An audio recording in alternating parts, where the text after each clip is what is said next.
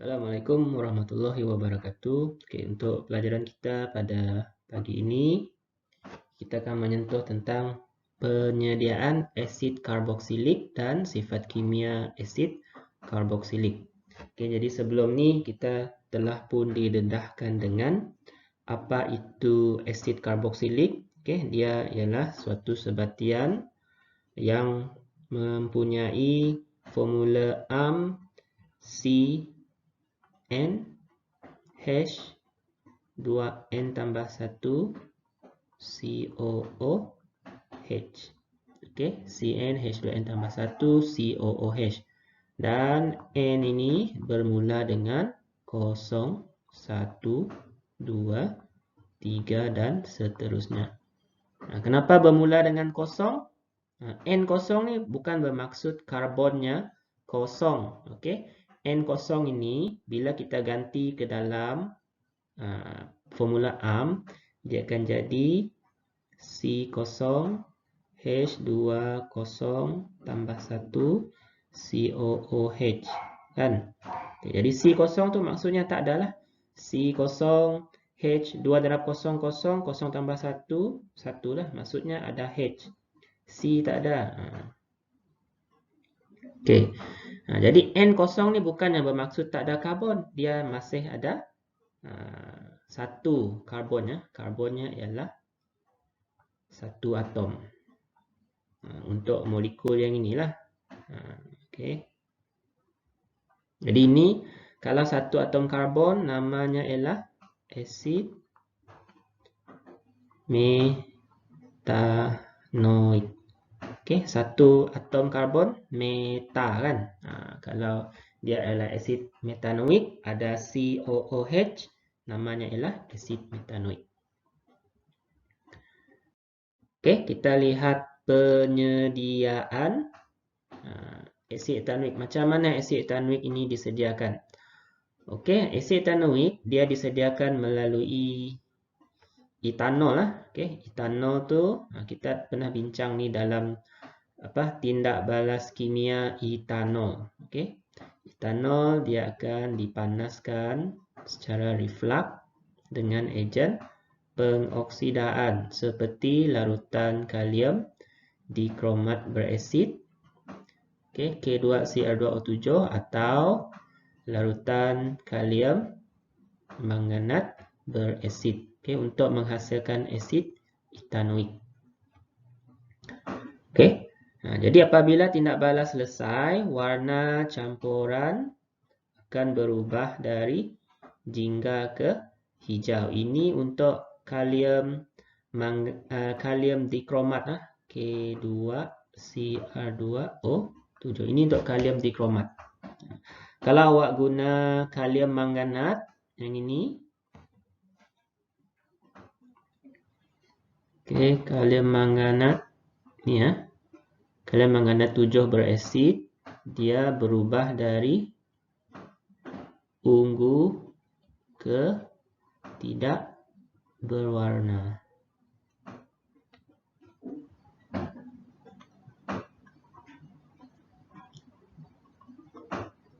Okey, tidak berwarna. Itu kalau guna kalium manganat. Okey, jadi susunan radasnya seperti yang awak dapat lihat macam inilah. Okey, macam mana nak menukarkan etanol menjadi asid etanoik. Kaedah ni dipanggil sebagai kaedah reflux. Okey. Dalam kelalang ini dipanggil kelalang dasar bulat.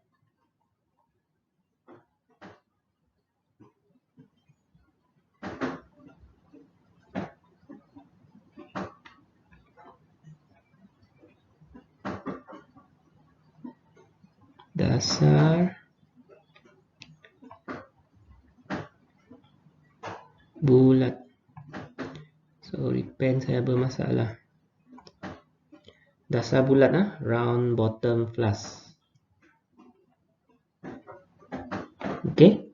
Jadi dalam kelalang dasar bulat ni dia ada campuran etanol dan juga asid larutan kalium dikromat berasid ataupun larutan kalium manganat berasid.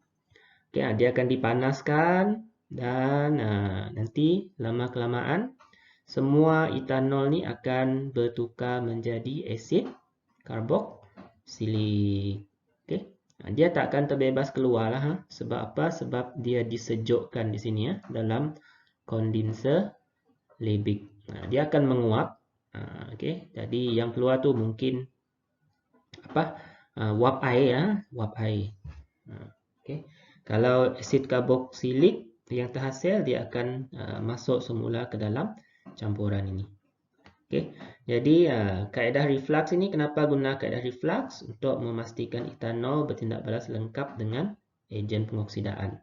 Jadi prosesnya berlaku berterusan sampai etanol tu lengkap menghasilkan asid etanoik. Okey, seterusnya ialah kita nak tengok apakah sifat kimia bagi asid karboksilik. Okey. Nama dia pun asid kan? Jadi dia mestilah mempunyai sifat-sifat kimia yang sama seperti asid awak pernah pelajari semasa di tingkatan 4. Okey. Iaitu kita tengoklah. Asid etanoik ialah asid lemah dan merupakan asid monoprotik.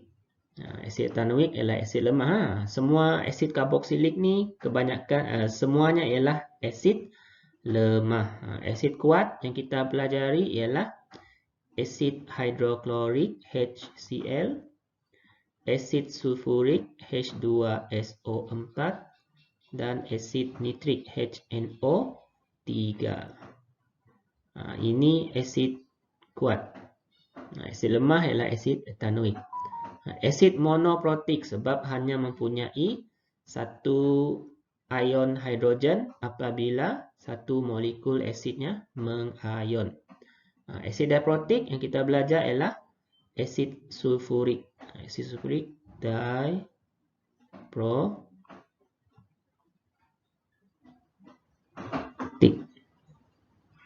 Okay. Jadi molekul asid etanoik mengion separa. Sebab dia asid lemah.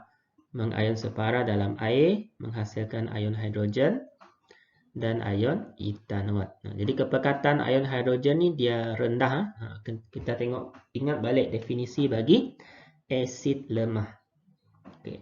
Asid etanoik bertindak balas secara perlahan dengan logam, karbonat logam dan base berbanding dengan asid mineral iaitu asid sulfurik dan asid hidroklorik. Jadi inilah sifat kimia dia tadi. Dia boleh bertindak balas dengan logam, karbonat logam dan base. Okey, kita tengok yang pertama, tindak balas dengan logam. Okey. Asid etanoik cair CH3COOH bertindak balas dengan logam reaktif. Dia mesti tindak balas dengan logam reaktif. Baru nampak dia punya tindak balas. Logam reaktif ni terdiri daripada magnesium, aluminium dan zinc. Okey, jadi menghasilkan garam dan gas hidrogen. Okey, ini persamaan kimianya.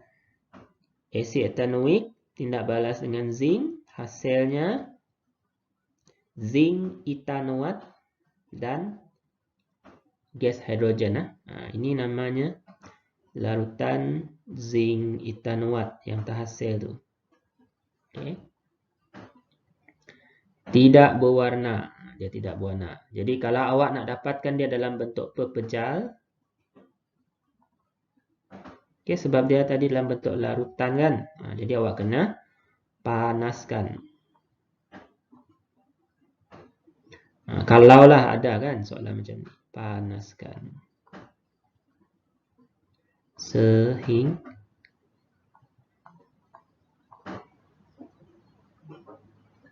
tepu.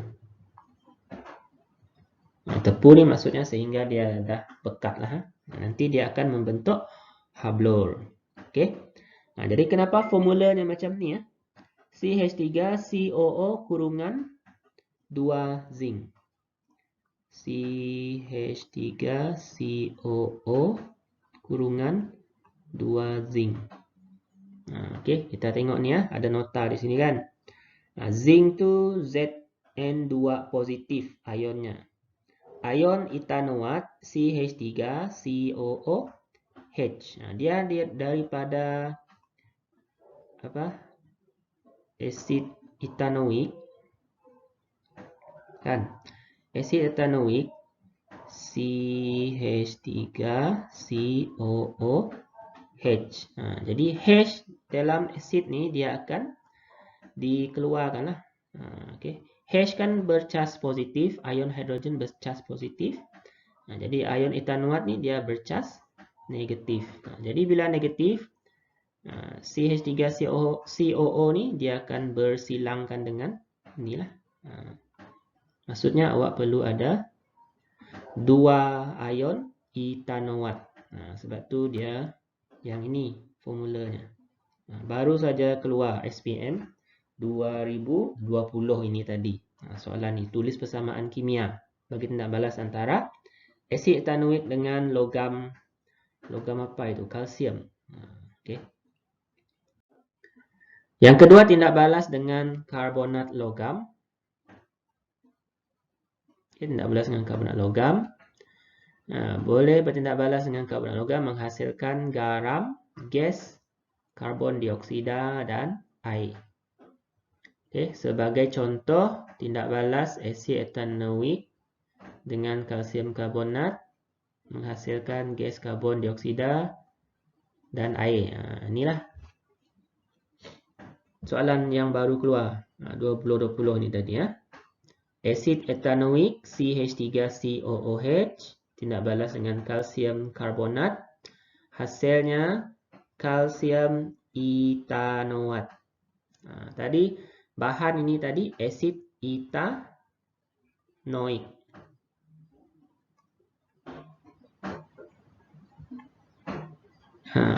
Daripada asid etanoik dia jadi bila membentuk garam dia jadi OAT belakangnya, OAT. Kalsium etanoat. Larutan ni tidak berwarna.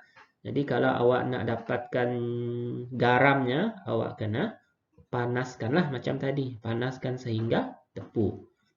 Gas ini macam mana kita nak sahkan dia ialah gas karbon dioksida? Kalau kita belajar bahagian garam itu, nak uji dia gas karbon dioksida, alirkan dalam air kapur. Air kapur menjadi keruh. Itu nak uji kehadiran kalsium karbon dioksida. Tindak balas yang ketiga ialah tindak balas dengan base. Base ni ialah logam oksida ataupun natrium hidroksida lah. Base ni ialah tak semua base ialah alkali kan. Tapi semua alkali adalah base. Base ni ialah bahan yang boleh bertindak balas dengan asid. Base boleh bertindak balas dengan asid. Menghasilkan garam dan air. Kalau alkali ialah bahan yang kita ulang kaji sikit. Bahan yang mengion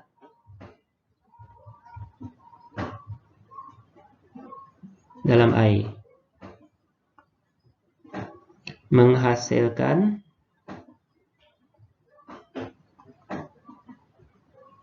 ion hidroksida OH negatif. Itu alkali. Jadi asid etanoik bertindak balas dengan alkali seperti larutan natrium hidroksida NaOH untuk menghasilkan garam natrium etanoat dan air CH3COONA. Kenapa tak ada 2 sekarang ni cikgu? Tadi ada 2 kan? Tadi CH3COO dua apa tadi? Zinc kan? Nah, zinc. Nah, kenapa sekarang tak ada 2? Sebab natrium charge-nya positif 1. Nah, etanoat CH3COO negatif. Nisbahnya 1, 1. Nah, jadi samalah. CH3COO Na 1 nisbahnya. Jadi tak perlu kurung. Okey. Larutan natrium etanoat adalah tidak berwarna. Alright.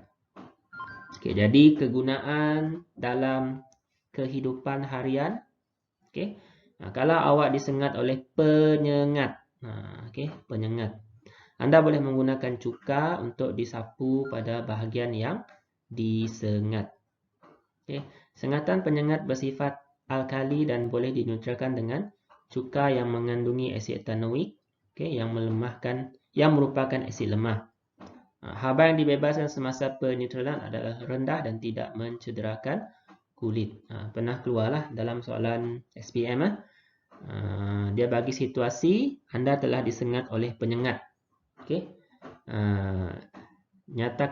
Cadangkan cara untuk mengurangkan rasa sakit, yang dihasilkan oleh penyengat itu. Jadi inilah contoh jawapannya. Gunakan cuka. Dah 1 markah. Awak terangkanlah.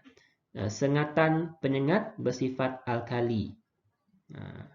Boleh dineutralkan dengan cuka yang mengandungi asid etanoik yang merupakan asid lemah. Dah 2. Okay. Haba yang dibebaskan semasa peneutralan adalah rendah dan tidak mencederakan kulit. Okay. Dah 3 markah. Itu contoh soalan. Okay. Yang keempat, tindak balas dengan alkohol. Okay. Tindak balas dengan alkohol. Okay. Ini keistimewaan asid karboksilik berbanding dengan asid hidroklorik, sulfurik dengan nitrik. Asid karboksilik seperti etanol, dia boleh bertindak balas dengan alkohol. Okay. Dia akan menghasilkan ester dan air. Tindak balas ini dipanggil pengesteran. Okay. Dengan kehadiran asid sulfurik pekat sebagai mangkin. Asid sulfurik pekat ni cuma sebagai mangkin. Dia membolehkan tindak balas itu berlaku dengan lebih cepat. Okay. Jadi apa itu ester? Ester ni nanti kita ada satu lagi subtopik selepas ni. Ester ni adalah satu bahan yang berbau harum. Bau harum. Okay. Kita tengok tindak balasnya. Bagi contoh, kalau kita ada guna asid etanoik, formulanya CH3COOH. Ini ialah formula strukturnya. Okay. Kemudian kita bertindak balas dia dengan etanol. Okay, etanol C2H5OH. Ini formula strukturnya. Okay. Jadi apa yang berlaku semasa pengesteran? Yang ini. Okay. Apa yang berlaku semasa pengesteran? Okay. OH daripada asid yang ini dan H yang bersambung dengan O dalam etanol ni, dia akan disingkirkan. Okay. Disingkirkan, dia akan terbebas sebagai air H2O. Manakala yang tertinggal tadi, ini akan membentuk ikatan. C yang ada ikatan ganda 2 ni, dia akan membentuk ikatan dengan O. Okay, awak boleh tengok di sini. Okay. Hasilnya ialah etil etanoat. Etanoat ni diambil dari asid etanoik. Etil ni tadi ialah daripada etanol. Okey, daripada ethanol. Jadi nama ester yang terhasil ni adalah etil ethanoat. Okey, dan ini ialah kumpulan berfungsi bagi ester. Kalau awak dah nampak C ikatan ganda 2, kemudian ada O, itulah ester. Okey, dia daripada kumpulan ester. Okey, jadi etil ethanoat ni cecair yang tidak berwarna tapi mempunyai bau manis buah-buahan dan tidak larut dalam air. Kalau awak masukkan air, dia akan membentuk dua lapisan. Okey, etil ethanoat terapung membentuk satu lapisan pada permukaan air. Jadi kita ada banyak jenis ester lah, beratus-ratus, beribu-ribu. Sebab setiap ester tu dia mempunyai bau yang tersendiri. Kalau awak nak bau apple, lain asid ethanoik dan lain asid karboksilik dan alkohol yang digunakan untuk menghasilkannya. Jadi kebanyakan perasa makanan kita, ataupun minyak wangi kita tu mempunyai ester. Dia ada terdiri daripada asid ethanoik dan alkohol. Jadi yang terakhir, ini kesimpulan lah. Jadi semua ahli dalam siri homolog asid karboksilik mempunyai kumpulan berfungsi yang sama. Oleh itu juga menunjukkan sifat kimia yang sama dengan asid karboksilik. Semua jenis asid karboksilik dia juga boleh mengalami tindak balas seperti asid ethanoik tadi, iaitu tindak balas dengan logam, tindak balas dengan logam karbonat, tindak balas dengan base, dan yang keempat, tindak balas dengan alkohol. Ini pengesteran. Jadi uji diri asid ethanoik boleh tindak balas dengan logam magnesium, natrium karbonat dan kuprum 2 oksida. Tulis nama garam yang terhasil. Ini soalan untuk awak cuba. Nama garam yang terhasil dalam persamaan kimia bagi setiap tindak balas. Jadi saya bagi contoh. Asid ethanoik CH3COOH. Tindak balas pertama dengan magnesium.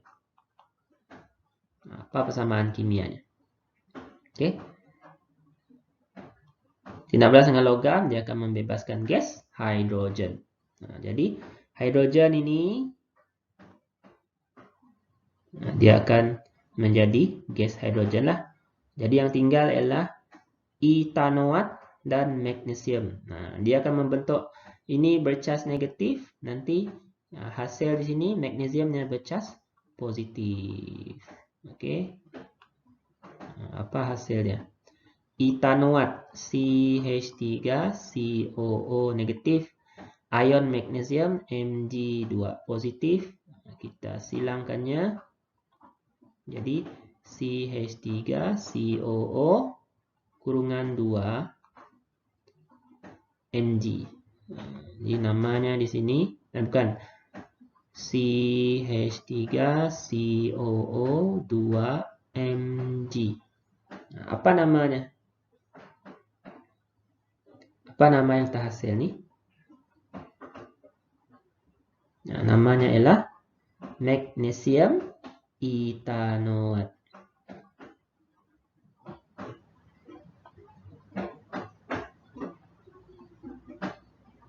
Jadi awak buat yang selebihnya lah untuk natrium karbonat dan kuprum oksida. Sekian, terima kasih.